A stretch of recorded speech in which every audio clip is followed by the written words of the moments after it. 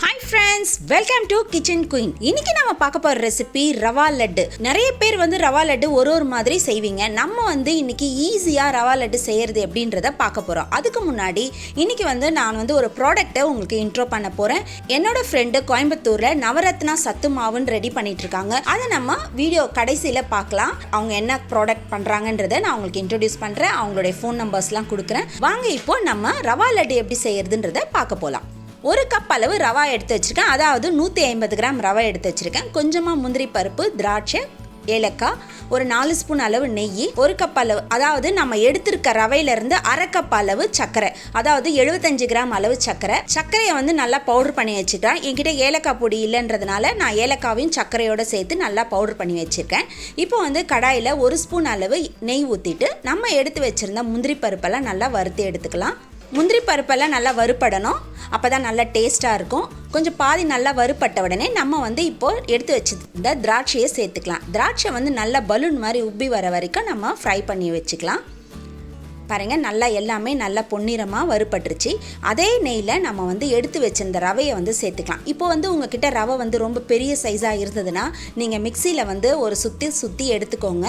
அப்போ இன்னும் நல்லாயிருக்கும். உங்களுக்கு சின்ன ரவையாக இருந்தால் நீங்கள் அப்படியே சேர்த்துக்கலாம். ரவையை நல்லா இந்த நெய்யோடு நல்லா வறுத்து விட்டுக்கணும். ரவை அந்த பச்சைத்தன்மை இல்லாமல் நல்லா ஃப்ரை பண்ணி எடுத்துக்கணும்.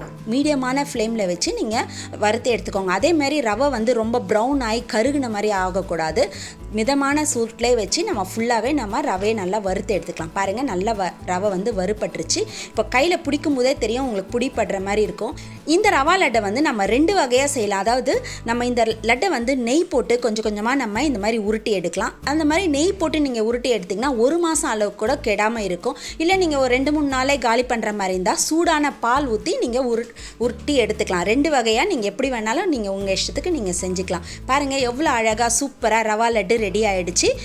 அடுத்ததாக நான் முன்னாடியே உங்களுக்கு சொல்லியிருந்தேன், நான் இன்றைக்கி நவரத்னா சத்து மாவு இன்ட்ரோ பண்ண போகிறேன். இது என்னுடைய ஃப்ரெண்டு கோயம்புத்தூரில் நல்ல எல்லாமே ரொம்ப உடம்புக்கு ரொம்ப ஆரோக்கியமான சிறுதானியங்களை வச்சு 28 சிறுதானியங்கள் வச்சு செஞ்சுருக்காங்க. இது ரொம்ப நல்லா இருக்குது. சின்ன குழந்தைங்கள்லேருந்து பெரியவங்க வரைக்கும் தாராளமாக இதை சாப்பிட்லாம். இதில் வேர்க்கடலை, ராகி, கம்பு, கோதுமை, பாசிப்பருப்பு, எள்ளு, கசகசா, சிகப்பரிசி, கொள்ளு, சோயா, சோளம், அதே மாதிரி இதில் டோட்டலாக 28 வகையான பொருட்கள் சேர்த்து இந்த சத்து மாவை ரெடி பண்ணிட்டு இருக்காங்க. இதை நீங்கள் கஞ்சி செஞ்சு பிள்ளைங்களுக்கெல்லாம் கொடுத்தீங்கன்னா ரொம்பவே ஸ்ட்ரென்த்து.